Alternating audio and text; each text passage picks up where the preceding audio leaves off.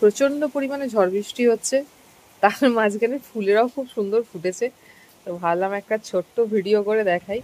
এখন রাত্রির বেলা বিভৎস হাওয়া দিচ্ছে আর তেমনি ঝড় হচ্ছে, বাপরে বাপ, গাছপালা পুরো তোলপাড় হচ্ছে। মানে তাও বৃষ্টিটা তো দরকার গাছেদের জন্য।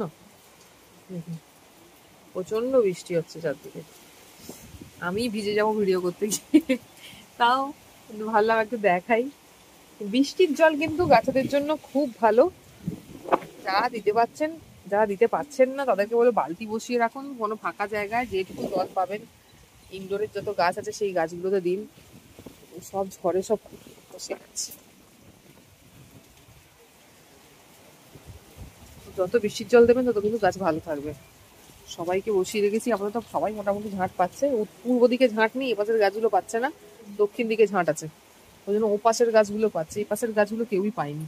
তো এদের জন্য ছাদে বালতি বসানো আছে, সেই বালতিতে জল ধরা থাকবে, সেটা আবার দেবো। তো ছোট্ট একটা ভিডিও করলাম, দেখে বলবেন কিরকম লাগলো।